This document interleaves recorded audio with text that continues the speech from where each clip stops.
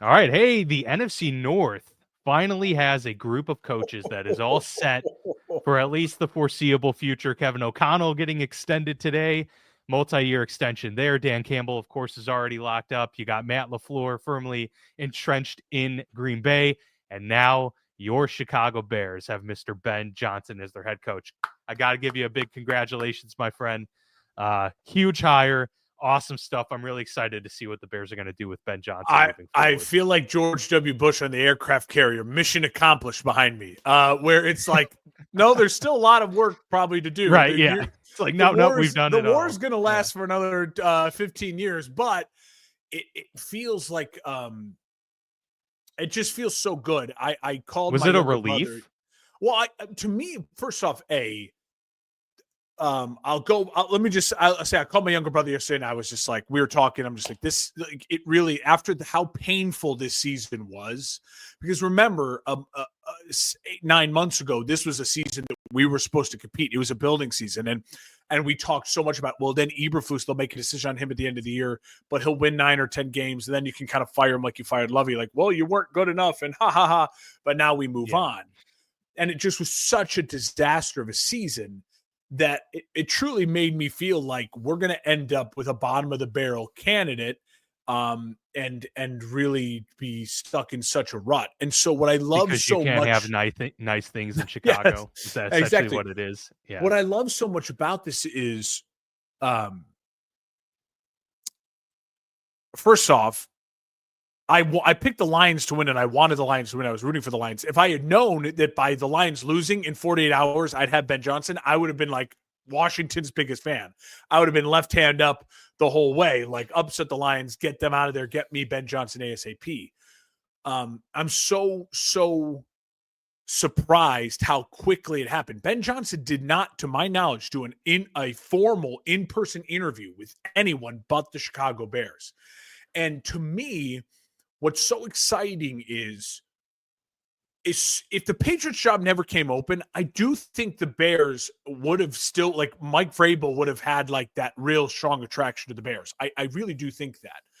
But because Vrabel was out of the picture, truly the number one candidate, and a lot of people would argue Ben Johnson was the number one candidate over Mike Vrabel, but the number one candidate, as soon as he was available to sign a deal, just picked the Chicago Bears and said, let's fucking go.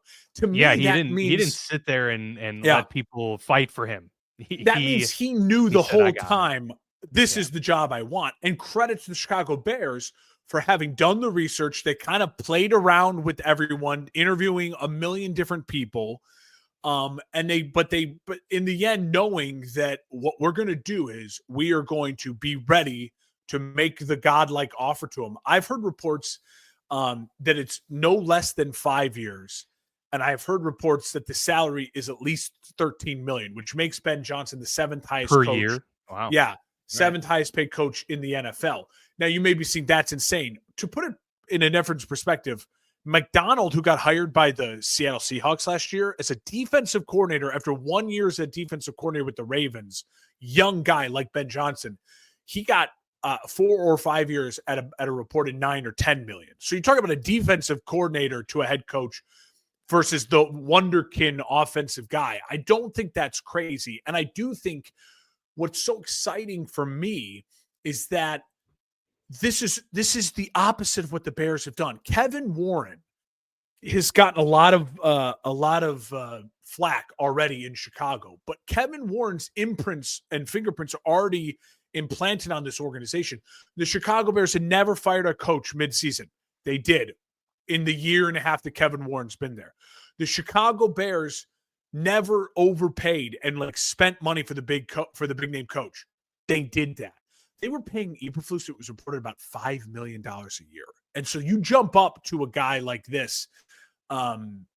It's an incredible step forward for the franchise. Now I know what everyone's saying, Mark, what proof do you have this is going to be successful? I have no proof it's going to be successful, but I do have a couple things, so I can get into this. I do have a couple things that I'm excited about. First and foremost, a year ago at this point in time, if you talk to 32 of the 32 general managers, the consensus and majority by far would say Caleb Williams is the number one quarterback on the board. The Chicago Bears did what they don't historically do, which is take the consensus guy number one. Yeah, and right. and They always wanted to get tricky or Mitch Trubisky was not Mitch the Trubisky, consensus number one quarterback off the board. Exactly. They traded up in a desperate manner to get Justin Fields in a lot of ways to kind of save jobs. Now, Justin Fields was still a projected first rounder. There's a lot, you know what I mean? But like, again, they made moves that aren't like we went and like got the guy, right? Deshaun Watson was the even with head coaches, and a lot of people, I mean, the Matt Nagy, they're like, we're going to find a hidden gem here. And Matt Nagy wasn't the bell of the ball, Yeah, that brings me to Nagy and Trestman, because a lot of people are saying, all right, well, in the modern era of NFL football, which is 2010 to now, right, where you win with your quarterback, the Chicago Bears have tried with two different offensive guys. So they've had John Fox, defensive guy. Mm-hmm. Obviously, they have Matt Eberflus, defensive guy. You had Lovie Smith, defensive guy.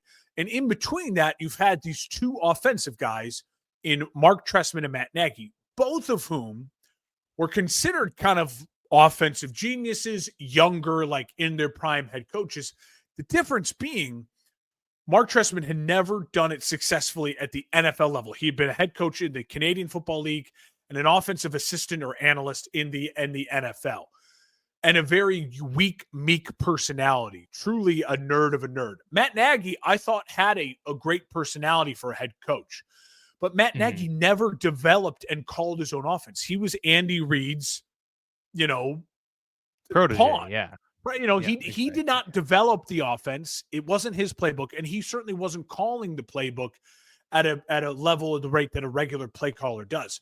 Here you have which might be why Eric Bieniemy didn't get head coaching jobs after multiple Matt cycles Nagy, of being available. Yeah, in a lot of ways, I do think Matt Nagy hurt Eric Bieniemy. I think that's a great point. Yeah, Dan. that might have scared people off. If you go back to Ben Johnson's history, Ben Johnson's been in the NFL for 12 years. And he started in Miami after a couple stints in Boston College after being a backup quarterback. Campbell. Yeah, he was a backup quarterback in college to TJ Yates at UNC. That's a deep cut name. Wow, and then literally has been an NFL coach since 2012, and all on the offensive side of the ball and making those connections, earning his way up and up and up and up and up and up and up. And if you remember, he took over the offensive play caller duties for Detroit the year that Matt Patricia was still the head coach and Anthony Lynn got fired. And then Dan Campbell comes in and goes, hey, I know you. I like you. I'm going to instill you. And you've been the offensive coordinator since then. What if you look at his numbers with Jared Goff and this Lions offense as from him taking over, they're one of the top offenses, all of that in the league. It's his playbook. They've been first or second in every significant category. So what I'm getting, unlike Trestman and Nagy, I feel more firmly in the fact that I'm getting a guy with true NFL longevity experience who's earned his way up. I'm getting a guy who has legitimate play calling experience in the NFL, in the NFC, in that division, knows the other teams, had to create the game plan for the other teams. And I'm also getting a guy who I never have to now worry about, well, if they take my offensive coordinator, what happens to my playbook, right? So all of those things are different for this hire. Again, if it flames out and in 5 years from now, there's no Ben Johnson and there's no Caleb Williams in Chicago, we'll say what we've always said about this organization. No one can succeed here. It is a failure from the top down of this organization. It is an organization that until they sell the team, like the Washington Commanders, they're just never going to have consistent success. This, to me, at least going back to Caleb Williams, consensus guy, you take the consensus guy. Ben Johnson, consensus guy. You get the consensus guy. Yeah, you live and die by that. No one's going to fault you for taking Trevor Lawrence with the 101 pick if you're Jacksonville. And if it doesn't work out, no one's going to say, I can't believe they took Trevor Lawrence. Like, you got to take those shots, right? Yeah, absolutely. So, Dan, I'm beyond excited. I think it makes the most sense for Ben Johnson. It now makes a lot more sense why he didn't want to take a head coaching job last year, because it seems like he wanted the Bears job and he wanted Caleb Williams all along. And as soon as the Bears brought back Eberflus, he said, I'm not taking a head coaching job. Remember, he could have had Jane Daniels and the Washington situation. He chose not to. Maybe is that a mistake? looking at how great Jaden Daniels has been?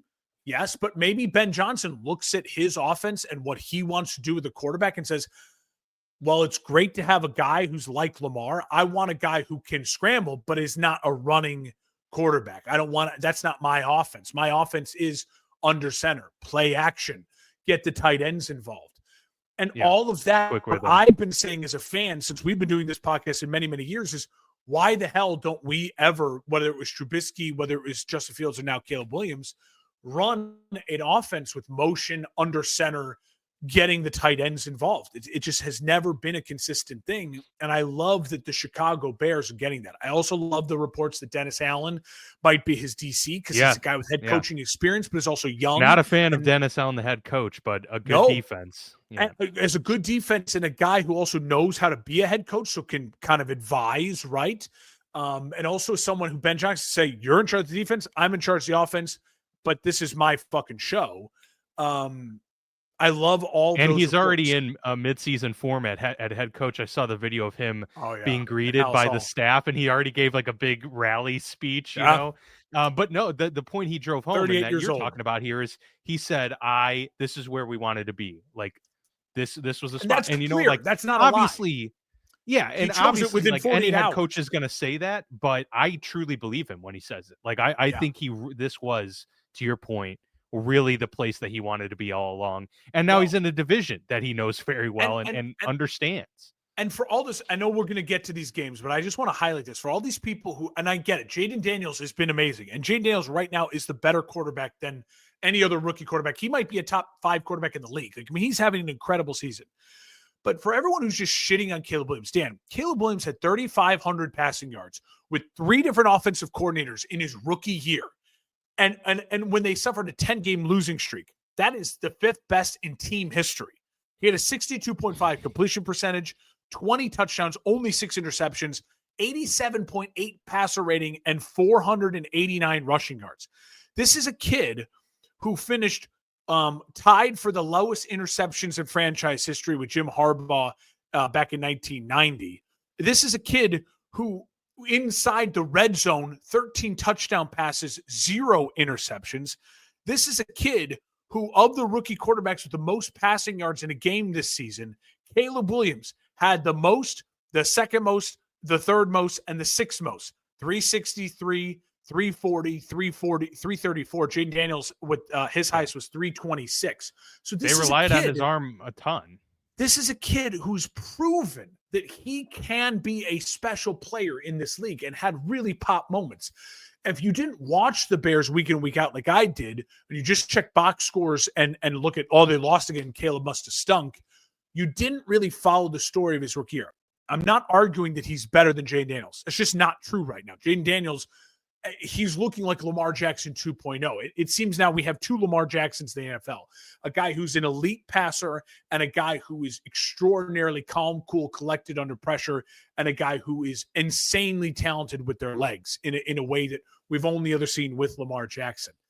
But I am saying that it makes a ton of sense why, if you're a smart offensive guy like Ben Johnson, you go, I want that. A lot of work to do. You have to fix the offensive line. You have about 3 starters you need to find in the offensive line, preferably guard, center, guard. And you have to find at least another elite edge rusher. This team is about 5 of those type of players away from being really competitive. But if you can tell me Ben Johnson steps in with his playbook and you can get me 3 quality starting offensive linemen to improve this offensive line and a stud pass rusher, there's no reason why the Chicago Bears team should not be really competing for a 7 seed next year at this point in time. I know I'm building up the hype train, but that is how we should feel. As far as the rest of the coaching dominoes go, this is going to be really, really interesting to watch now, Dan. Yeah. Some key openings and interesting candidates out there to sift through as well. But we have, plenty of time to get to that once the off season hits, and of course some open weeks here and there throughout the year. But we've got a divisional round to recap. We have a championship round to preview. So let's get into it. Looking forward to the Final Four.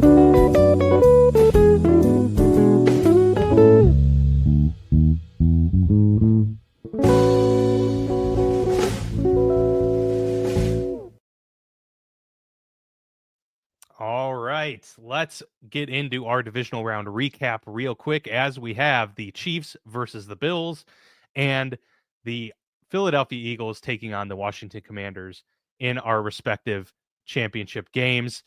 We'll start in Houston, or I should say in Kansas City, Yeah. for the Chiefs Texans game, which looked early on like it could be a potential winner for the Houston Texans. But then it took a sharp turn, and there you have it. Kansas City comes out on top in this one. They are victorious and advance to the championship round, 23-14, the final there. My notes for this game, Mark, really was that even though the Texans kind of kept it and hung around, Kansas City felt like they were in control throughout the entire game, and they pressured Stroud an incredible amount. CJ just looked flustered for the vast majority of this game. And what stuck out to me was that the Texans were the first team ever to outgain an opponent by 100 yards or more and commit no turnovers and still lose a playoff game. Yeah. In the playoffs, I should say. So the previous teams were 49-0 in those instances, but they lose this one. And that's because the Chiefs are winning the way the Chiefs win ball games, and they've done it all year.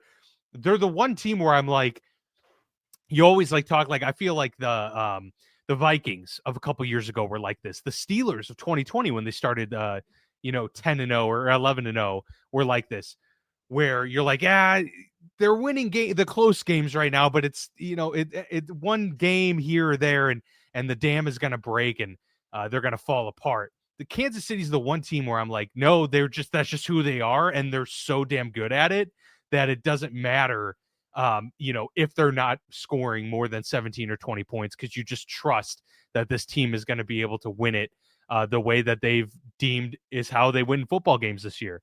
And so it was another signature Chiefs game, and nonetheless wasn't surprised by the outcome. I mean, you nailed that recap. I will add, I think what's so funny about this game compared to the next games we're going to talk about, from here on out, after this game, turnovers were the thing, right? If you turn the ball over, yeah, this is the story of the weekend. But for the Chiefs, they win the game even though they didn't cause the turnovers, mainly because of Karlaftis and that defensive line. Yeah, obviously the penalties are bad. I was not as upset with the first roughing the passer, because in real time it was like, oh, he hit him in the head. Why did you do that? How dumb are you? Right? You could see how the ref was like, well, and you bang, could see bang, the instant play. reaction. Boom! It wasn't like Mahomes flopped. The obviously the hold on Houston was terrible. That was really bad. But then also the second one, that's the one that needs to be reviewed, right? Where Mahomes is a runner and he goes down. They call it, but they didn't even touch him at all. It was the head-to-head contact from the two Texans players. They hit each other, yeah. The biggest thing the NFL can do, and I think it would behoove them. Listen, I don't care if an NFL game is 4 hours long and there's reviews. We love the NFL. We will watch every fucking product second. Is good enough. Absolutely. So I get that we have to protect the quarterbacks. None of us want to be watching this weekend if these 4 quarterbacks aren't playing. We get 4 incredible quarterbacks that have been playing really, really great football. If, Jalen Hurts, we'll talk about it, he's a little beat up, like that's a storyline right now. We don't want that to be a storyline, right? We want the quarterbacks to be healthy. We want them to play in this game. So I get you're going to protect the quarterbacks, but just say simply, any roughing the passer can be reviewed quickly by New York. And why not any personal foul, even any 15-yard penalty? And that's fine too. And just say, we have the technology now. You have the Sky judges. They check the concussions. They do this already where they can quick reviews. And just say, listen, I'd rather the refs tell the refs, I'd rather the refs throw the flag. Okay, that looked violent, like the first one. And then they realize, oh, he shoved him in the chest. Okay, no, it's good. It'll take an extra 30 seconds to a minute, and we'll get the call right? Like just do it. So I hope they look into that. I will say, I also don't know if you're able to penalize Mahomes for the whole, like, oh, I'm going out of bounds and then I stop and then you hit me. I don't know if you can penalize that intent, But again, that's also why you should be able to review. If you throw a flag in the defender, say, listen, no. That fucker egged him on. Let's pull the flag. I don't know if you then can throw a flag on Mahomes. I don't want to get into that territory of intent, but I do think that you should be able to say, yeah, throw the gaming the system, It's a lot like they tell you on defense, just get the ball in the end zone and then make them review it, right? And say, no, it's not an interception or a fumble for a touchdown. Yeah, put exactly. But in the end, as bad as those calls were, it was also great that the Chiefs dominated the Texans because the calls didn't determine the game. Could they have maybe made it closer, more interesting?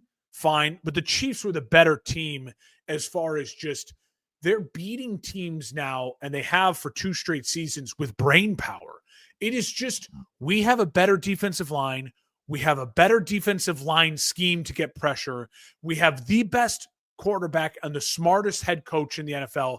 And oh, by the way, that quarterback and head coach have a weapon that when we need him the most is the king of finding space and turning 5 yards into 10 yards and 10 yards into 20 yards and so on and forth. So yeah, and I mean, Kelce was signature throwback Travis Kelce in the playoffs. Do I think Travis Kelce's the best tight end in NFL history?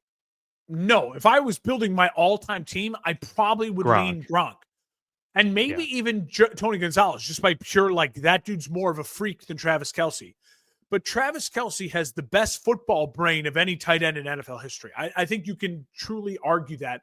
Yeah, he knows defensive coverages better than anyone. He's more in tune with his quarterback and head coach than any other tight end in NFL history.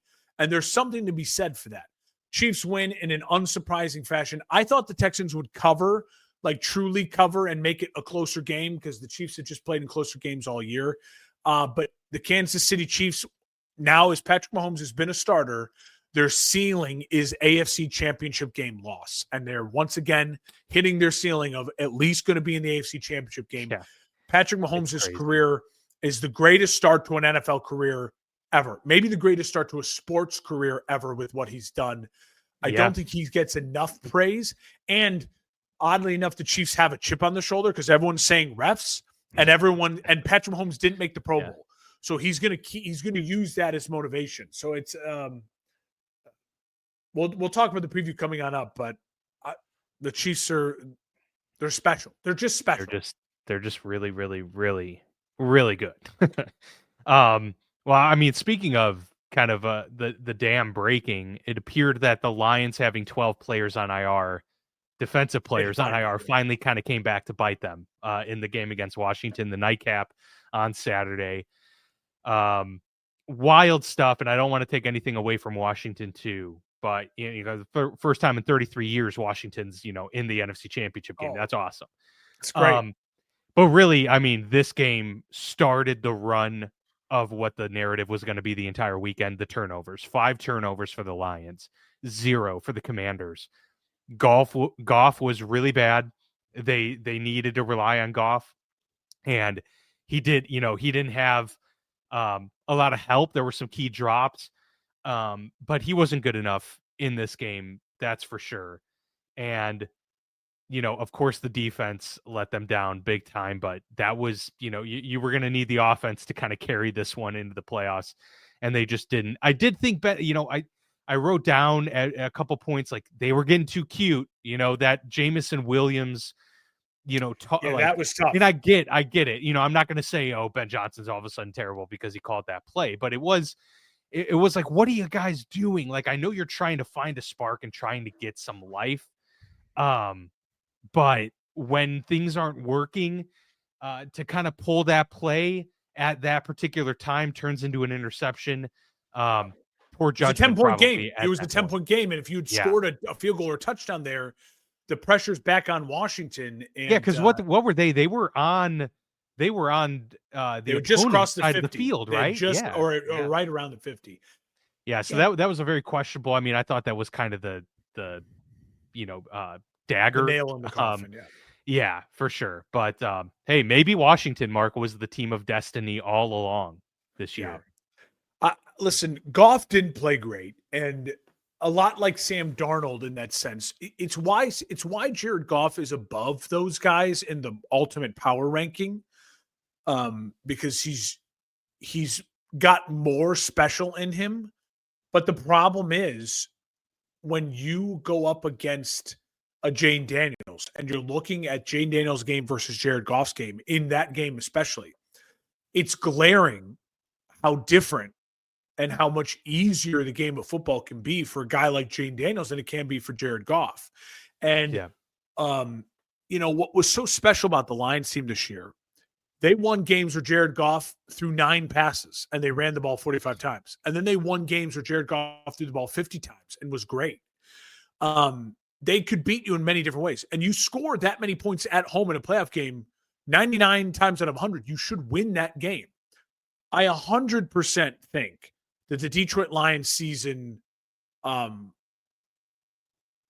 now looking back on it in total, they did not have enough horses on defense. We got a little fooled week 18. I certainly did, with Alex Anzalone coming back and how they shut down the Vikings offense, thinking, "Oh shit, they're back and they're going to be good enough."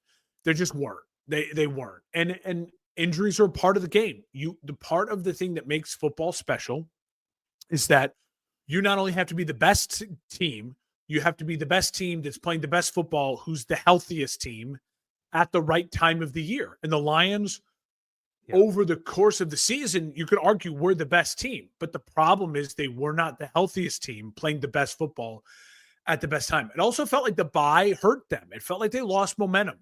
It felt like Aaron Glenn had a really bad day. And I don't want to blame that on the coaching interviews or whatever.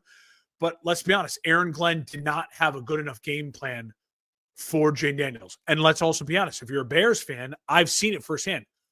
Justin Fields torched the Lions as a starter. Go back and look at those box scores. And he didn't run the football. The Lions under Dan Campbell have not been good at stopping running quarterbacks. And I said it on our show last week. We could pull up the tape. That is a legitimate concern. Like, it's something to keep an eye out for. And Jane Daniels, the threat of him running and when he ran was enough to be the difference in this game and be special enough to win this football game. It doesn't make sense that the Lions season's over. I just doesn't. They felt to me like this was their year. I'm still grappling with what I think of Washington. They beat a really solid Tampa team, and they beat a Lions team that I felt could beat anyone in the NFL. And they did both games on the road. Do they have enough mojo and magic to go on the road again against a division rival? We'll see.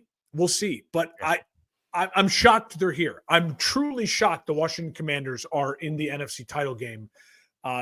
If you were a Commanders fan and you called this, or you've been watching that team all year and you predicted it, yeah, they were a 12-win team. Good on you for staying loyal and seeing it. As someone who viewed them from afar and watched a couple of their games in prime time to really get the full picture, I didn't think they had it in them. But I think that's what makes Jane Daniels so special. Yeah, no, Jane Daniels was a poised, not a finished product, but a much more, mature athlete. He's 24 already, 25. Yeah, those extra years in college. I would be remiss. It is a show where we offer predictions every year and where we, give our, put our pen to paper and our opinions out there. I gotta slightly give myself a little bit of flowers. I thought the Dan Quinn hiring, and I thought Washington was going to be a good team this year. I didn't have them making the playoffs, but I think I had them going 8-9 or 9-8, which was much higher than pretty much most predictions I saw. It's certainly better than I had. So that's all I'm going to say about that. But I didn't anticipate Jane Daniels being this incredible, this buttoned up of a franchise. I didn't expect, the vast majority of what we've seen from them. So kudos to, it's awesome to see that literally a year after Dan Snyder is out of the picture, this team finally gets to the championship game in which he was supposed to bring them back to, multiple decades ago. Can I say this? If I'm an offensive coordinator, like a Mike Kafka who's been getting head coach interviews and you don't get a head coach interview, wouldn't it behoove you if you are Dan Campbell and the Lions to go like aggressively pursue one of those type of guys, like a name like that, in the sense of like, hey, we have a loaded offense and I'm going to let you come in here and I'm going to let you groom and develop an offense. Shape it. Yep. And obviously Dan Campbell's an offensive guy. He played tight end in this league. He's going to have a philosophy. He's going to want to have things that resemble, right? And you're going to have to, obviously running the football is going to be a crucial part of success in Detroit because they have the best offensive line in football or the second best and an incredible running back room. And Dan Campbell is an aggressive coach who's going to demand his offensive coordinator be aggressive on fourth down. That to me seems like the best offensive coordinator job in the NFL. And if you're one of those coaches who's maybe interviewing for head coaching jobs or is looking for an offensive coordinator job, I would be submitting resumes quickly to the Detroit Lions. Now, maybe Dan Campbell already has the succession plan. Maybe there's someone in the building already who's knows Ben Johnson's system enough and is kind of like going to steal and build their own thing. I don't know what they're going to do.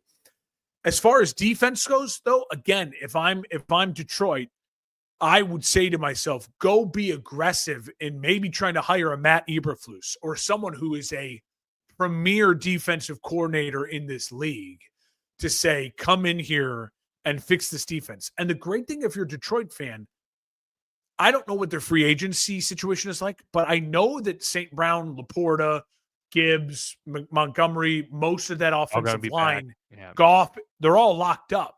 So truly, if you're Detroit Lions, you have clarity for your offseason, right?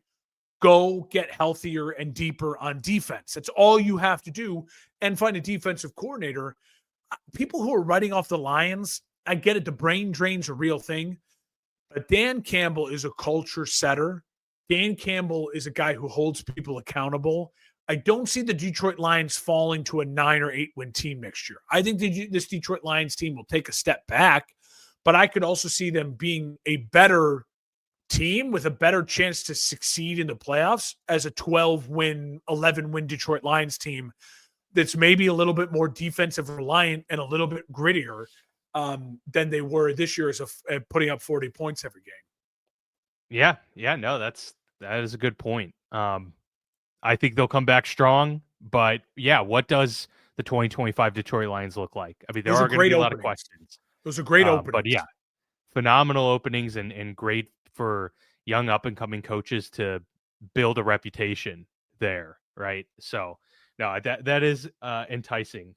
I also wonder, David Montgomery got 7 carries in this game. It's not that it was the difference maker at all, but I do wonder if maybe as dominant as Gibbs was, what an extra 7 carries for Gibbs would have, done for them in this game. Yeah, they opened up with David Montgomery as the starter, and they instantly went 3 and out on that very first drive. I think he had -4 yards and 2 carries. Like, again, it's not going to be the difference maker, but it's just, I was curious if maybe he wasn't ready and they were just kind of anxious to get him back out on the field.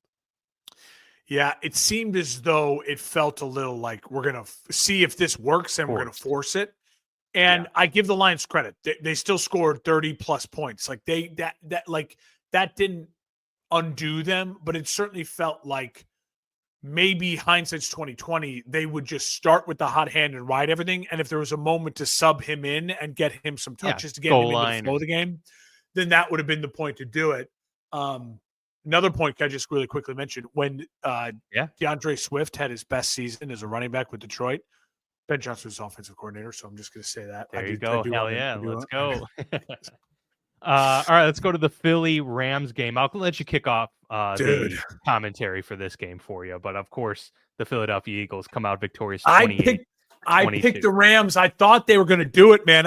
After that Saquon run, I thought it was truly over. And for them to put themselves in a position to win, it just goes to show you if this Rams team can move on from Cooper Kupp, find another wide receiver, whether free agency or the draft, to pair with Puka, and convince Matt Stafford to stay another year, maybe upgrade one of their interior offensive linemen to help protect him a little bit better. But that young offensive line ended up being a pretty darn good offensive line by the end of the year.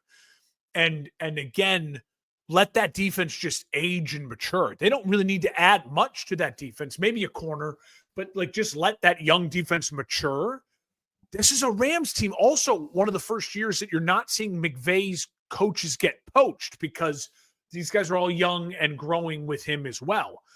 Yeah. I think there's a lot of bright opportunities for the Rams next year. I think they absolutely should be the favorite. I was high on the Rams all offseason and this year. I feel very vindicated by that.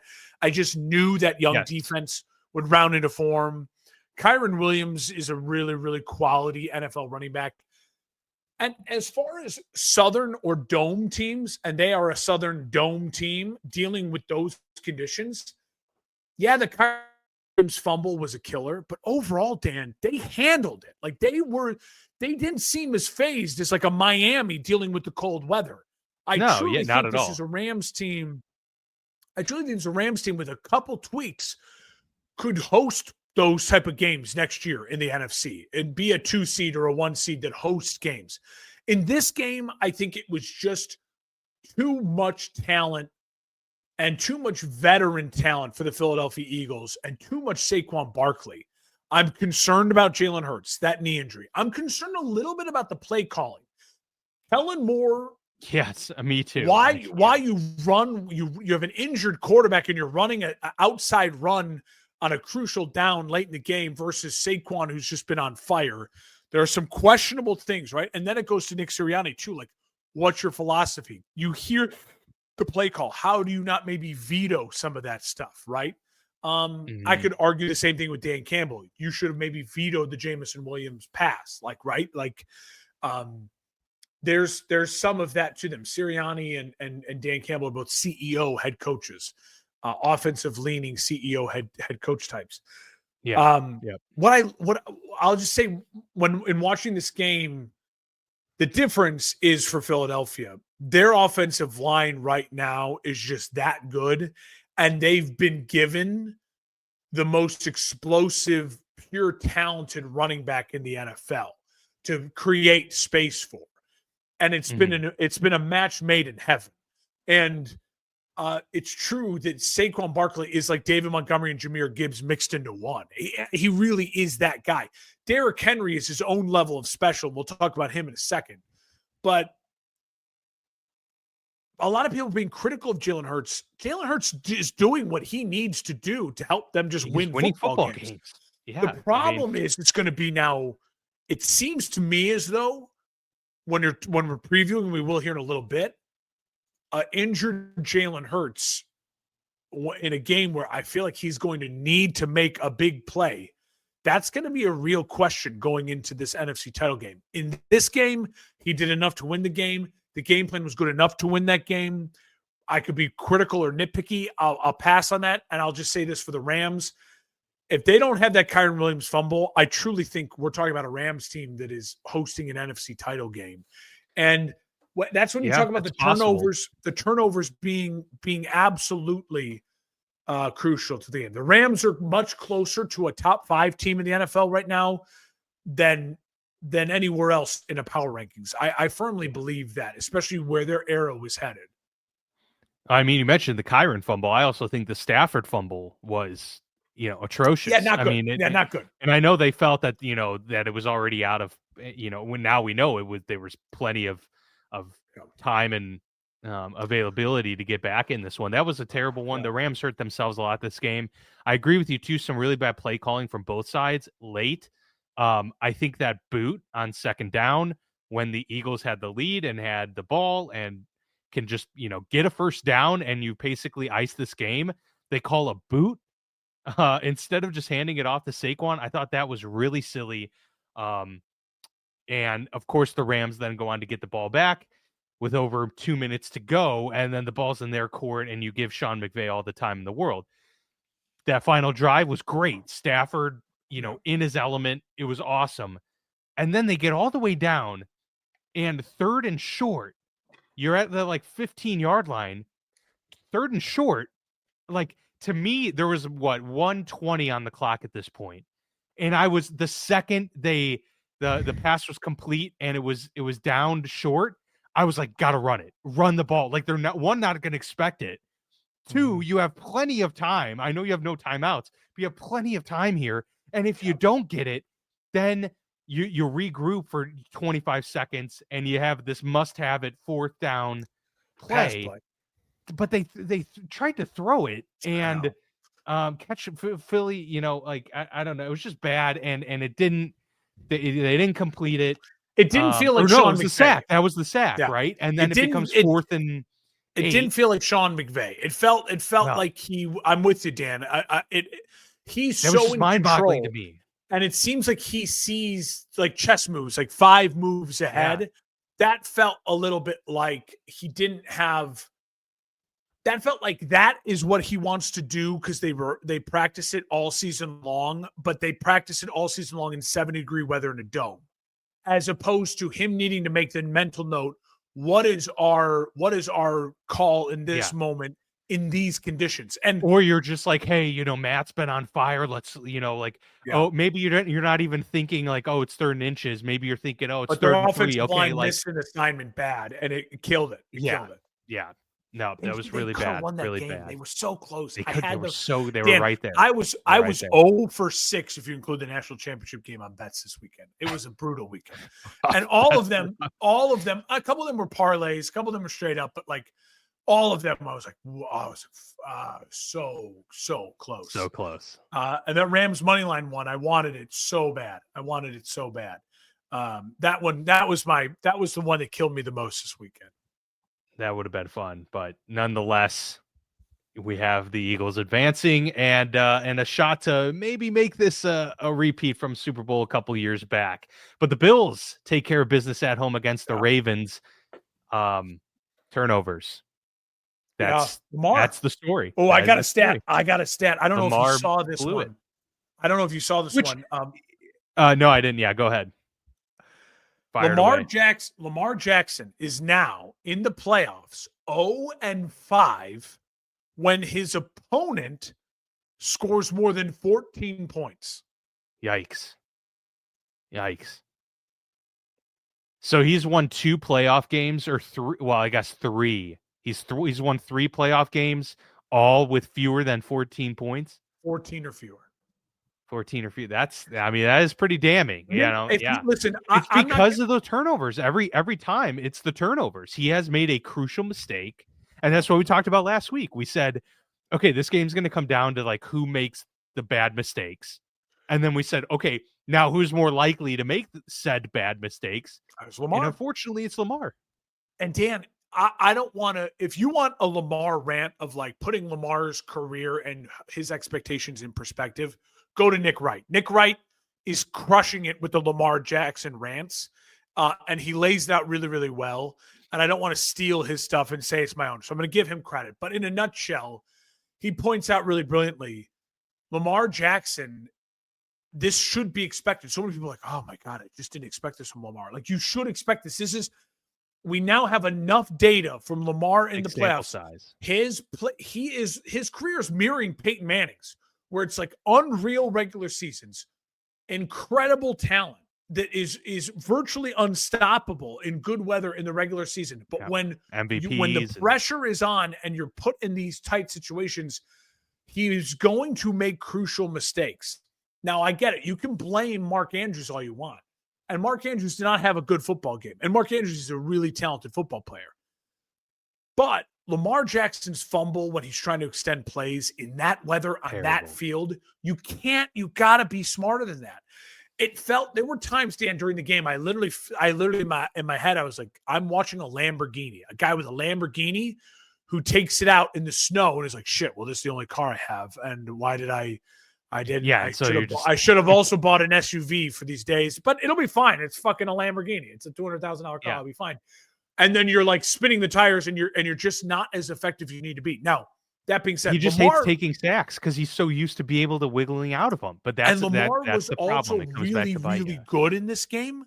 But when you look at the game plan from Buffalo, they were a more complete team with a more complete team win. And they had a good enough game plan against Lamar.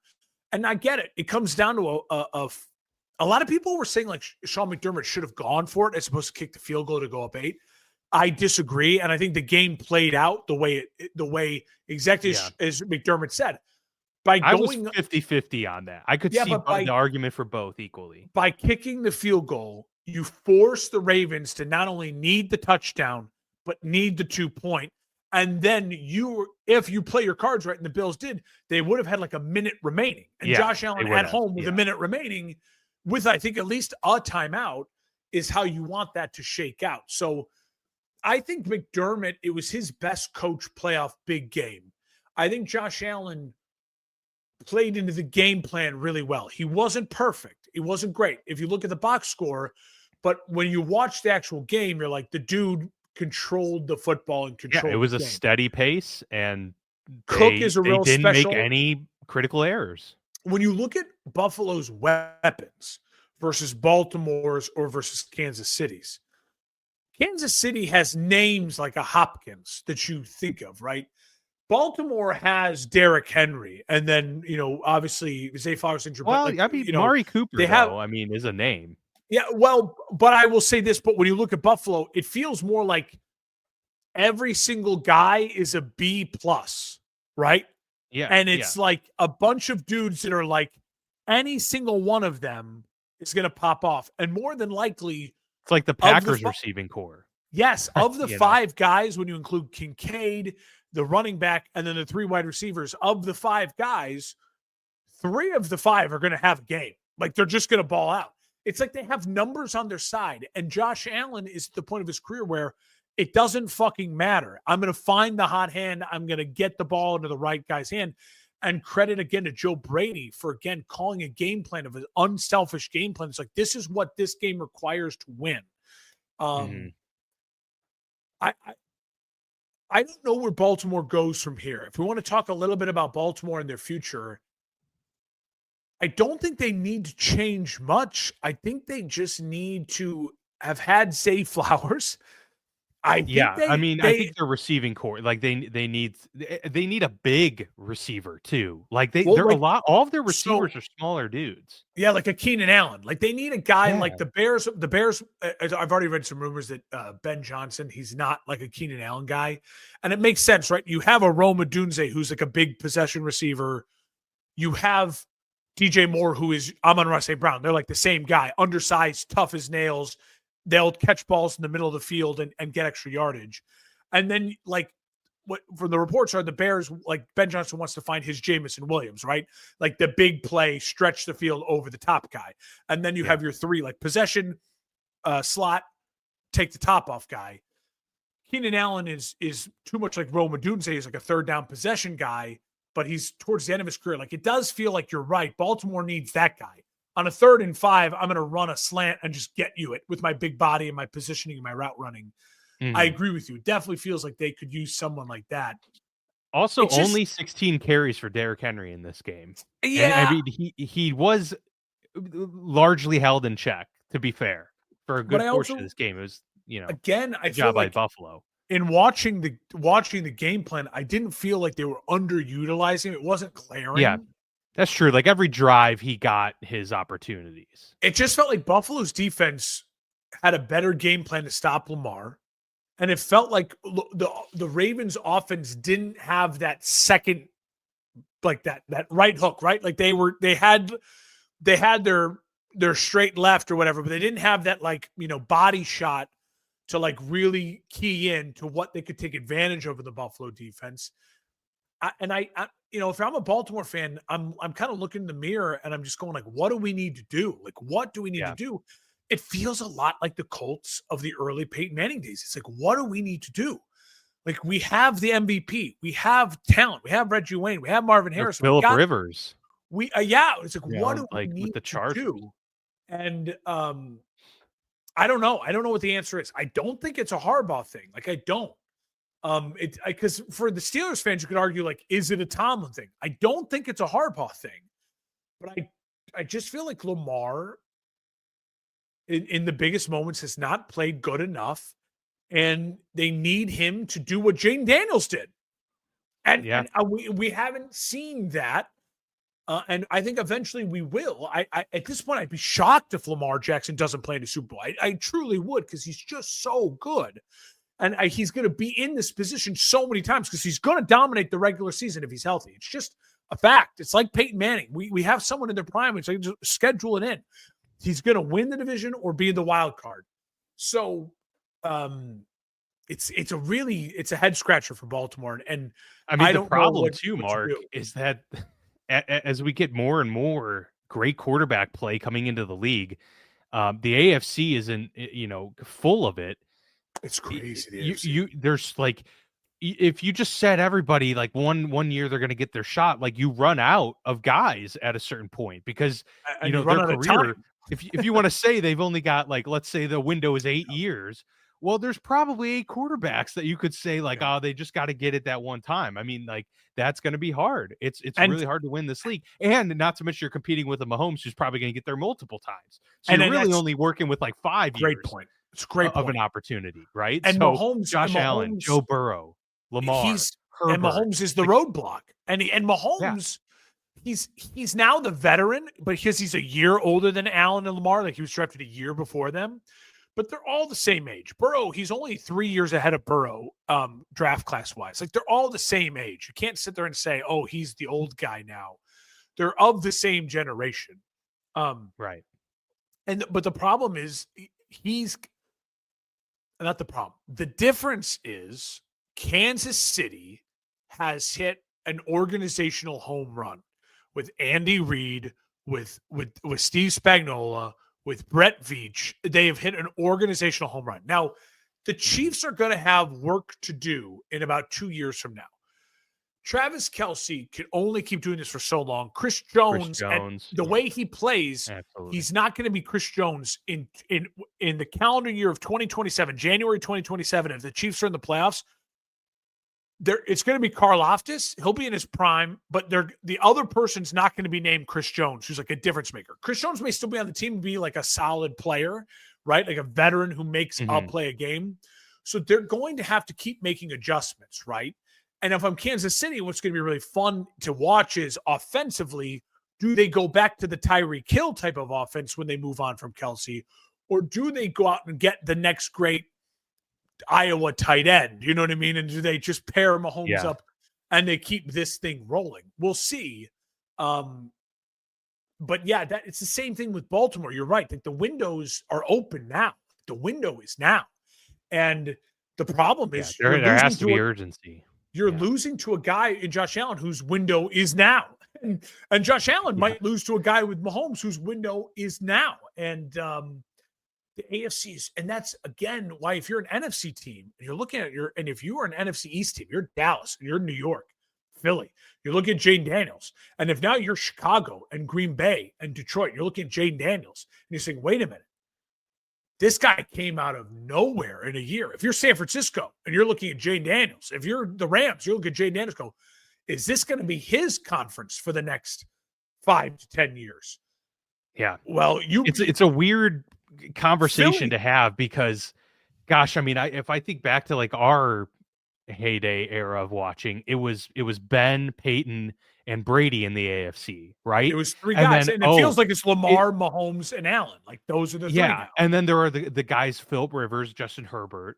Is Joe Burrow. Flacco? Is Joe Flacco gonna?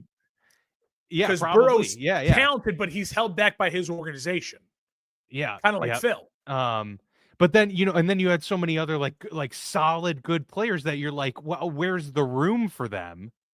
The Carson Palmers or Andy Daltons, where's the room for, a Chad Pennington or, like, are these guys gonna Ryan Tannehill when he had, a couple solid years with it's like, yes, they're good enough to like have contracts with their teams and they're good enough to be like, oh, you've got a franchise quarterback, but when you've got a big 3, then you need to just have one of those big 3 or strike gold in one particular year. And unfortunately, the big 3 is turning into like a big 5 and it's harder to get into that group.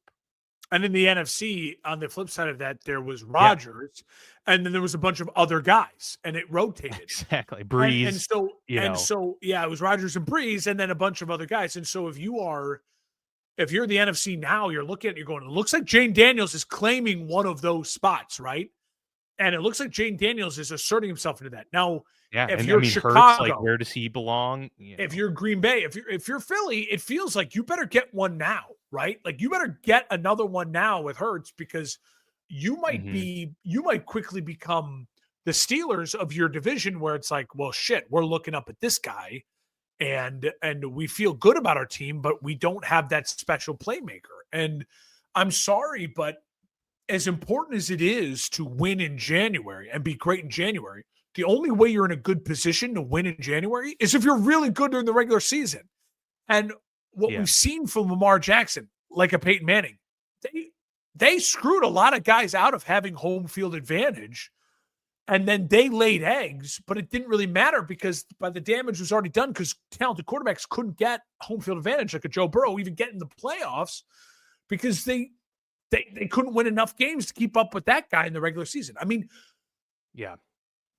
Justin Herbert won 12 games this year in the regular season. I know it's a 17-game season, but still, that's 11, 12 games. So you take it what you want. And he was one and done because he had to go on the road. And it just, but it's like, it's a really, really, really, it's just hard. Sled. Yeah, it's hard really to get hard there, man. And that's why if I'm a Ravens fan right now, I don't know what to do. Like I've racked my brain. I don't know what the Ravens do. Yeah. Add a possession wide receiver. Keep making sure that defense stays young and can rush the passer. Like that's all you can do right now. Yep. Like right now, it's weird. It is strange. All right, so let's get to the preview of the championship round, AFC Championship game. We'll get to that January 26th, 6:30 Eastern Time on CBS. Chiefs at the Bills. Kansas City is favored by 2. Interesting spread there. I'm staying away from a spread because I would lay it out there right now. Like I would love to see the Bills win and get a shot at their title. But I also feel like I don't have this hatred for the Chiefs that it has captured much of the NFL fandom. I think like seeing a three-peat for the first time ever in history, that would be cool too. Like I love seeing greatness play out, and who knows, man? Like it's the NFL. This could be the Chiefs' last window, with Travis Kelce riding off into the sunset, and as you mentioned, Chris Jones, and maybe Andy Reid retires in a couple of years. Like you got to take advantage of the times you have, because would you be utterly shocked if at the end of Patrick Mahomes' career you said he actually finished with 4 championships? You wouldn't. I don't think you'd be shocked, because it's the NFL and that stuff happens, right? Yeah, and he would still have an argument for the greatest of all time, depending where his numbers land. Oh, no question.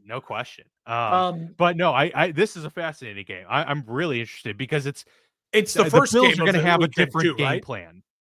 Yes, it's the first game. It's all. Or no, I'm sorry, it's the second. It is the nightcap. The 3:00 game is Eagles Commander, so this will be 6:30, and again, it's Eastern time.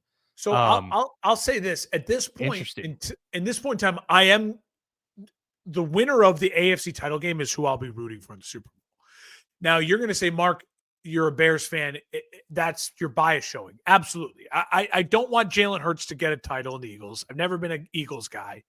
And I certainly don't want to see Jane Daniels win a fucking Super Bowl as a rookie year. Hey, first rookie ever, though, that would be something, man. I know, but the Chiefs. I don't want to see it because the memes are already annoying, and I've already had to lay out the stats.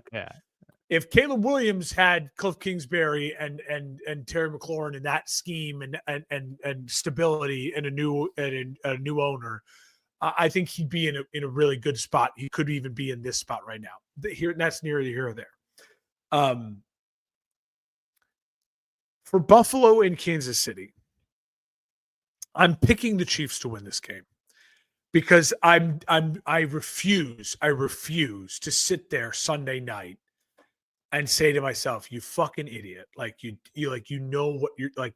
You knew this was going to happen. Like you knew this was going to happen. So I refuse to do that. I will lose money on the Chiefs and go down with the Chiefs as a sinking ship. I think deep down in my heart of hearts, I will be rooting for Buffalo. I agree with you. I'm not anti-Chiefs at this point. And I think part of that is because I still think there's parts of them that are so enjoyable and lovable. And we're quickly forgetting the reason we hated the Patriots. They were cheaters. Spygate, Deflategate, the Tuck rule. There were things about the Patriots that drove us so nuts. And yes, you could argue, well, the refs love Mahomes. But again, they didn't win that game because of the refs, right? Like and I get how people could be hating on the Chiefs. Brittany Mahomes is not a lovable figure. Like it's easy. Like if you're just a guy who drinks Bud Light, the lowest form of beer, and if you're by the way, Bronze, Sterling, and Golden now are their children's names. Yeah, but Bronze, I didn't even know that. But Bronze is kind of cool because you think, well, he's the second child and he's the only boy. Why is he Bronze? Yeah, no, Bronze is she's the oldest daughter. Yeah. No, Bronze is the boy. Oh, Bronze is the boy? Okay. Yeah, I saw a meme that said, like, imagine if you're, and it's because I get it. And it's because he's Patrick Mahomes the third. So third place is Bronze. Ah, okay. All right. See, it's kind of cool. Kind of cool. But it's like to name all the kids after types of metals. Like, are we going to get strontium and tungsten next? That's what's coming down the pipe? No, they're going to have twins. It'll be rust and and iron. You know what I mean? Rust and copper. Yeah, rust and copper. Yeah. As far as game plan goes, how the Chiefs win, in my opinion, I'm thinking the game looks a lot like most Chiefs games do. I think it's 27-27, 24-24, 20-20, 30-30, like how it is. I think Josh Allen's going to play a hell of a football game. And I think it's going to come down to the fact that Patrick Mahomes is going to do the things that Patrick Mahomes, we've seen him historically do. And it's going to annoy the fuck out of us. People are going to go wild online. And he's going to scramble and do his little thing. And then he's going to walk back to the huddle and do this motion where he always does. And his weird, like, limp hand. And he does this. And Andy Reid's going to be frozen with a mustache. He's going to be holding the card. And they're going to Harrison Butker's going to kick a field goal with 10 seconds left. And the Chiefs are going to win. I mean, I'll say this. If Buffalo wins this game, it's because they win the game 30-17. And they get up 17-0 at the end, midway through the second. And they're going to win this game because the Chiefs this season, and really for 2 seasons in a row now, have not been able to push the ball downfield at all. And Buffalo will win this game because the Chiefs get the ball to start, and they go on a 10-play, 7-minute drive, and they kick a field goal. They're up 3-0, and then Buffalo goes on a 4-play, 70-yard drive that takes 2 minutes and 30 seconds, and they're up 7-3. Like, I watched the national championship game last night. Notre Dame had the longest drive in college football playoff history to start the game, 18 plays, 80-something yards, 9 minutes on the clock, and they went up 7-0. 2 minutes later, it was 7-7. Yeah, 4 minutes later, it was 14-7. And Buffalo can do that. They can do that. I think their offensive line is good enough to do that. But in order for them to do that, that means I have to think that Patrick Mahomes is not going to convert third downs at home. And I can't tell you that's going to happen. So my gut says that I don't care what the score is. 17-20, 23-20, 24-21, 27-24, 30-27, whatever it is, it's going to be close, and it's going to be Patrick Mahomes doing what he does late in the game and probably getting a call, and people are going to be upset, but he's the magic man, and Allen's going to be heartbroken, and we're going to sit here and feel bad for him, but the Chiefs are going to march on their way to 3 straight Super Bowls. Yeah, no, I have a lot of similar thoughts to this game as well. I will start with the Bills' game plan because I agree largely with what you said there. My whole thing is, if you're Buffalo coming into this game, you have to scrap what you did last week and say that's not going to work this week, because 100%. last week it was about possessing the football as much as possible, keeping the number of possessions down overall, keeping the ball out of Lamar Jackson's hand as much as possible, because they are such an electric offense and they can match you offensively with big plays. And that worked. They ran the ball, they made the timely plays, and just wait to capitalize on that error, and that will be enough to win it. This week, that's not the case. I agree. You got here behind the arm of Josh Allen. What you need to do, your main priority, is to force Patrick Mahomes and the Chiefs to score more than 30 points. That's got to be your number one goal. And by doing that, you have to come out guns a-blazing, let Josh Allen air it out, and get an early lead and put the pressure on. Make Kansas City play a different type of game than what they've been used to this year, which they've been the ones that are controlling the time of possession and getting timely drives and long drawn out drives and kind of wear you down over time. Buffalo has to be the one that constantly applies the pressure. Okay, you just had a long drive. We're going to come back and get a 2-minute drive where we're going to, push it to 80 yards down the field in no time and get your tired offense back out on the field and make you, match that. And so that's going to be the way that the Bills win this game. And they absolutely can do that. Their defense is opportunistic enough to where if they can put Kansas City in that less than comfortable position, maybe they can get Mahomes into a mistake. But again, leave it up to the AFC Championship game for it to be the first game all season where the Chiefs score 30 and they go and score 42. And, that wouldn't surprise me in the slightest, but at least make them do it and make it look different than what they've been able to easily win games throughout the season as. Put the pressure on, say it's mano-a-mano, and it's got to be Josh, your guy versus my guy, and let's win it that way. But ultimately, to undo all that what I just said, I think the Chiefs will win this game too. And I think it's because their defenses will apply enough pressure on Josh to where he won't be able to do that consistently enough. And I don't think their playmakers are good enough. Like, where's Amari Cooper? Like, they haven't had the big plays down the field that, they've liked to have. Yeah. And so I just think the Chiefs are good enough to dial up enough to where they can make them play their type of game, at least meet in the middle. And, if it's that, I'm going to take the Chiefs over the Bills. So that's really where I have it. I'll say it's, if I were to put like a prediction out there, I'd say like 28-24 would be the final. Dan, I will say this. The one thing I love about the Buffalo Kansas City rivalry and why I said it last week on the show, I want Buffalo versus Kansas City, is that I truly believe when push comes to shove, if the game is in Kansas City or the game is in Buffalo, both teams are built for the weather. Both teams are built like the Ravens felt at times a little bit like the Rams last weekend, where it's like the slipping around, the sliding, the fumble from Lamar, where it's like it feels like a Ferrari a little bit in the snow. Both of these teams have quarterbacks, running games, defenses that are like, I don't freaking care what the weather is. I can play in it. And so I don't have to sit here now worry about, Buffalo's going to Kansas City or Kansas City's going to Buffalo. That's null and void. Like it's a moot point. It feels like you're going to get the mano-a-mano. And it does feel as though if there's one quarterback in the NFL who's capable of overcoming the magic that Patrick Mahomes has been gifted, it's Josh Allen. And Josh Allen. And Joe Burrow. Because he's done it. Joe Burrow's the only one He has done it. He has done it. The problem with Joe is it's a lot of out of sight, out of mind. I mean, it's 2 straight years now of not being in this position, of really having that. Well, for sure.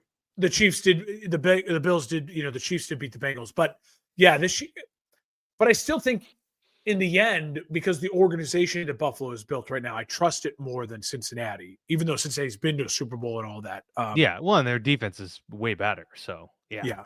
It's gonna be. That's gonna be. Bills are the only team to beat the Chiefs this year. So like the proof of concept is already there. Like they can win, and they scored 31 in that game. So it's gonna be. If Buffalo wins, they've got to score 31. Yeah. Like, to me, that's the recipe. So, I'm with you on that. I'm with you on that. All right, let's get to that early all right. game. The other game, the early game, I don't know. I started, that's how it is on the ESPN sheet here. I should have started with the early game, but here we go. The early game, Eagles, Commanders, Eagles playing host, and Philadelphia favored by 6 points in this one. I feel strongly about this. You do. And I've had since, I think, going into week 18, my prediction was Eagles Chiefs Super Bowl. I felt like the Eagles are the best roster in the league, and then the Chiefs are the Chiefs. And so that was my pick. So I'm going to stick with that. I think the Eagles win. I think they win pretty handily, though, unfortunately. And I say unfortunately because I'd love to see the Commanders give it to the Eagles. Game, yeah. I'm not as concerned about Jalen Hurts' injury, and I also think Saquon Barkley could literally win this game by himself. I just think the roster's just too good. That's just really what it boils down to. And at the end of the day, it's kind of like what happened with the Lions last week. 12 defensive guys on IR. Eventually, chickens come home to roost. Washington, awesome story. Great rookie quarterback. They lost their best offensive line chemistry in that last game. They did. And if you're talking about just roster buildup, like, they still have a lot of holes. Like, this team needs, like, players, right? I think it's just, if you look at it side by side, it is David versus Goliath type of situation. But kudos to Washington for, like, getting to this point. I would be pretty surprised if they won, though, just because everything the Eagles have going for them. Barring some crazy turnovers by Philly, I think they win this one pretty handily. So I would take them to cover. I'm on the Eagles too, because the 2 times these teams played this year, the Eagles won handily in the first game. And the second game, the Eagles barely lost, and that was with Kenny Pickett. And that was the game that Jalen Hurts got that concussion. So clearly the Eagles have a little chip, right? Like, whoa, it's 1-1. It's not like that Washington can go in there and say, you can't beat us 3 times in a row, blah, blah, blah, underdogs. Yeah. It's more like, hey, we beat them, but, asterisks and no Jalen Hurts. So there's not that concern of, like, emotional buildup in the game. Obviously, NFC East, these teams know each other really well. I'm with you in the sense that I think Saquon Barkley can win the game by himself, but I think what wins the game is the defensive line for the Philadelphia Eagles. A beat-up offensive line for Washington. Jalen Carter. No room for Jaden Daniels to run. Jalen Carter is such a freak. He's incredible. Such a freak. I think that Philly defense can keep up team speed with Jaden Daniels. I think it's lower scoring. I think they hold it and it's field goals. I think it's a lot of, like, both teams a little tentative, not wanting to lose the game. I think you'll see Washington kind of throw that play with house money. We have nothing to lose. No one picked us to be here. And that'll help them in the first half. Like, I wouldn't be shocked if it's 17-14 at halftime, Washington, and you're getting a little nervous. And the second half, everything settles in, and Philadelphia ends up winning 24-20. I think it's a close game. I think it's a good game. But from everything I know of these teams and everything that my gut tells me of how playoff games win at home for Philadelphia, they have the chip because Washington beat them. They have the best roster left in the NFL, and they have a quarterback who's still really capable of making giant plays in giant moments. We've seen him do it. He outplayed Patrick Mahomes in the Super Bowl they lost. That's definitely still in there, and it's definitely still there. And Saquon Barkley is the best weapon in football left in the playoffs, probably still just in the NFL in general. So yeah, I'm gonna take the Eagles as well. I'm with you. I got a Chiefs-Eagles Super Bowl rematch. Let's go. Can I quickly, to wrap this show up, can we rank of the 4 matchups which ones we would like to see the most? Yeah, definitely. Yeah. Number 1 for me is Buffalo and Washington, because I think either way, then you're getting a winner that is taking the monkey off its back. And then ultimately I would root for Buffalo because they've never won it, and City deserves it, and they got the best player and all of that stuff. So that'd be number 1 for me. What would be your number 1 matchup? My number 1 matchup is is Kansas City and Washington, because I think with Kansas City, then you have the three-peat versus the rookie, the sensation. So, like, to me, I think that's like you sell that to the league sells that, and you're like, DC's a big market. Kansas City is so well known and they pull numbers in. They're an easy brand to sell for the NFL. So I think that to me makes the most sense, like on the billboards, like the rookie sensation versus the dynasty. And that's a really interesting thing. My second one would be Kansas City, Philadelphia. And again, the rematch, can Jalen Hurts exact his revenge? The best roster versus the team going for the three-peat, the storylines going into it, the Taylor Swift, Travis Kelce, will he retire? Will he not retire? Those type of things. Where are you at for second matchup? Yeah, so besides Buffalo and Washington, more so for the storyline for me and two really exciting quarterbacks. Other than that, I'm not putting Washington in the conversation until my number 4. Yeah. Just because then after that, I'm going for like what's the game that I'm looking forward to watching the most, right? And so number 2 for me would be Chiefs Eagles, definitely, because I just like the two best teams in the league. Just on paper, right? And then you got the three-peat, you got the revenge story, all that good stuff. And then it would be Bills, Eagles at 3 for me, because I think that would still be a really exciting game and two kind of different. It would probably mirror the Bills-Ravens game to me. Like, I think the Bills would have to take that type of approach.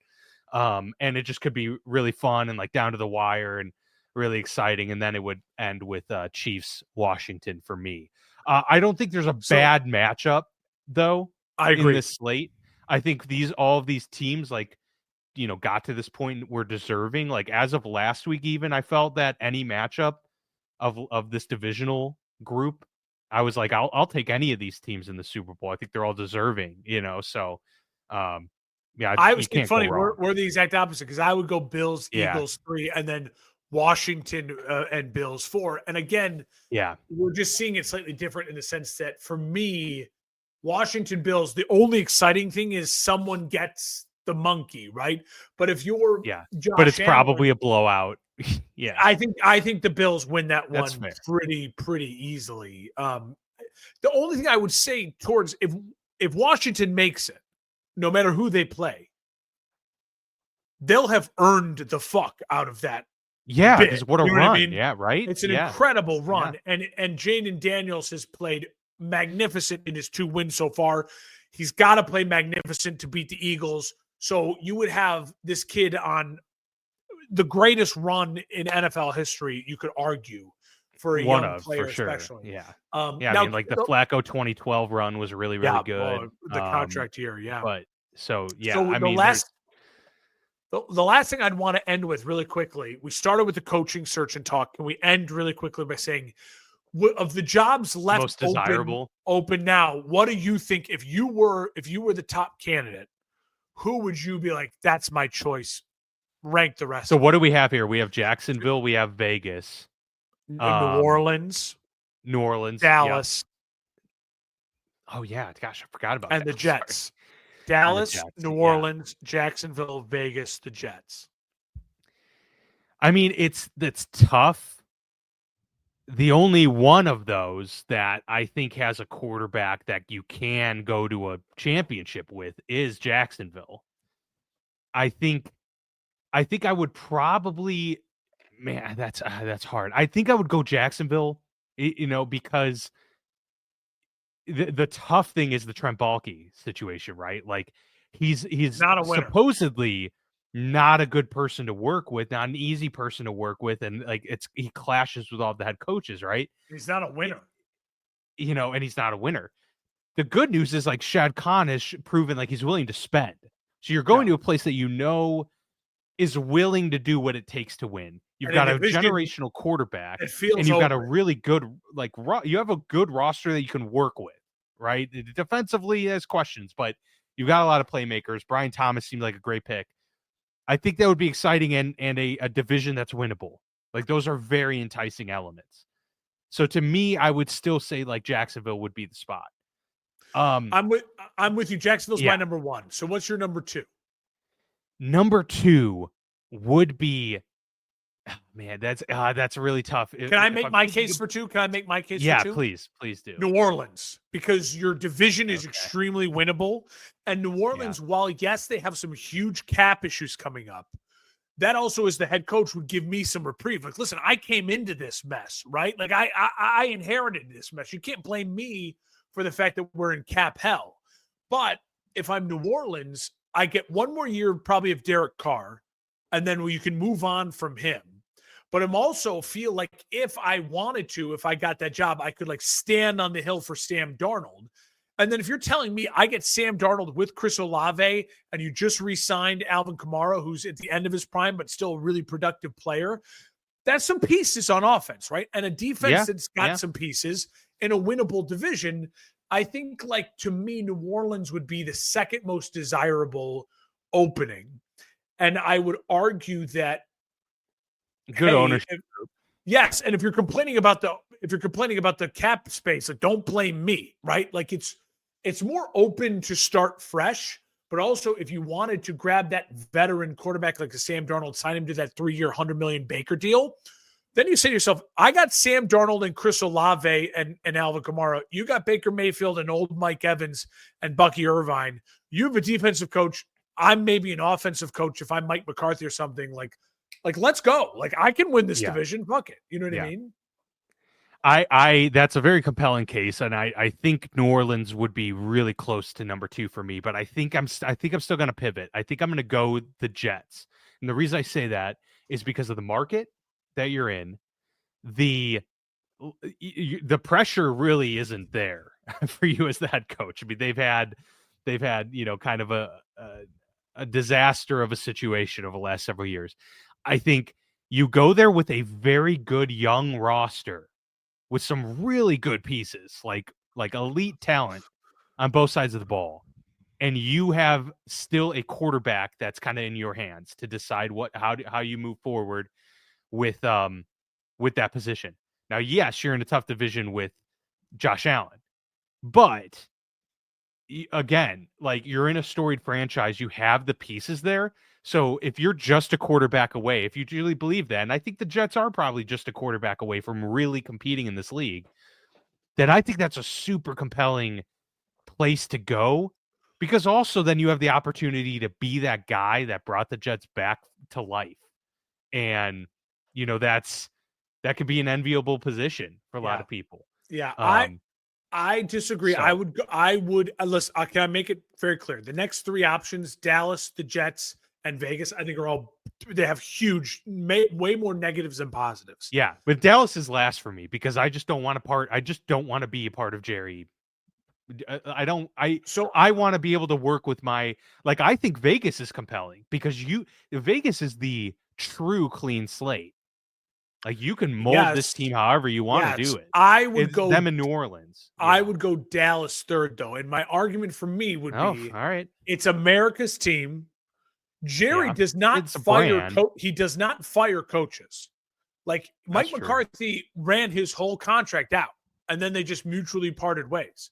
Like, Mike McCarthy doesn't look bad in the Dallas separation. Everyone's kind of like, why the Micah Parsons even said, like, why did we do this? He's on his podcast Yeah. saying that. But maybe Jerry will, As because annoying he's as getting Jerry, closer in age, he's getting more urgent. I don't know. I mean, but as annoying as Jerry is, and as crazy as that is, they also have hit, right? Like, you do have a quarterback he's capable of winning games. You do have CD yeah, Lamb. but not championships. Yeah. No. Yeah.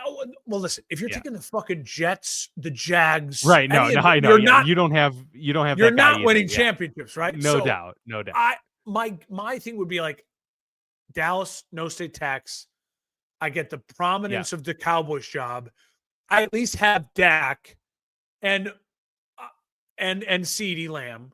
And then I can also make the argument of, like, look, what did the circus I deal with? It can help me maybe get my next job if I fall on my face too, because it's like I'm dealing with the circus. Because to me, I agree with you. Then fourth would probably be the Jets for all the reasons you said. I would go. I hate to say it, but I'm gonna go. The Raiders last. I think the Raiders, to me, are the problem for me, Dan, is even no matter how much I believe in myself, Mahomes. no matter how much I believe in the clean slate, and Tom Brady. And I do think that's a really positive. Mm-hmm. You're at best for the next 3 years hoping for second or third in that division. And that's hoping then a Hall of Fame coach or another Hall of Fame coach has a down year with quarterbacks who are probably going to be better than your quarterback right now. Because yeah, I mean, like you'll start with the fourth best quarterback in the division, and I don't believe how comfortable do you feel that you're going to make? I don't believe headway. in any of the draft picks this year. If they get one of those Mm-hmm. guys, and if you end up with Sam Darnold again, I maybe like him a little bit more than Bo Nick. But who's the coach that's coaching Sam Darnold? So it's crazy. It's crazy. Yeah, I think Aaron Glenn ends up in New York with the Jets. I think Mike McCarthy ends up in New Orleans. I think he's successful in New Orleans. I think he makes New Orleans like barely miss the playoffs or barely make the playoffs next year, and then they can build appropriately. I then think that Jacksonville ends up with Liam Cohen, the Bucks head coach, and then I think if you're the Raiders, you end up saying we're going to pass on a Joe Brady Saleh. And we're going to go with a Robert Saleh. I've also heard Pete Carroll, like they're going to say like transition, like get us 3 years, build the program, get us on the right track, and then retire, and we'll insert the next guy after that. But it's a better situation to walk into. And it won't be a firing. It'll be this guy rehabilitated our program, and now he's moving on, and we're going with someone who's not entering a nursing home. And so, it's crazy to think Joe Brady I think Joe Brady will be Ben Johnson next year. Like I don't get a job. Don't take a job. I made Josh Allen the MVP. I'm going back to Buffalo. We're going to make him MVP again. And then you look at the jobs open next year. Joe Brady is the young offensive mind who's open and available and pounces on a good job next year. Yeah, no, I could definitely see that. Absolutely. No, that makes a lot of sense. So I have a feeling fun a lot little of this thought is of going to break. Experiment. I just have a feeling a lot of it's going to break in the next week, so I wanted to get it out there. Yeah. No, it was a good call for sure. All right. Well, as always, another jam-packed episode here on the Football Lounge. We appreciate everybody tuning in every week. We've got a couple more of these to talk about real football, and then it's going to be off season before we know it, but excited to lean into championship weekend and then of course the Super Bowl after that. So stay tuned. We've got much more to come, but for now that will be Mark and Dan signing off. We'll see you here next week.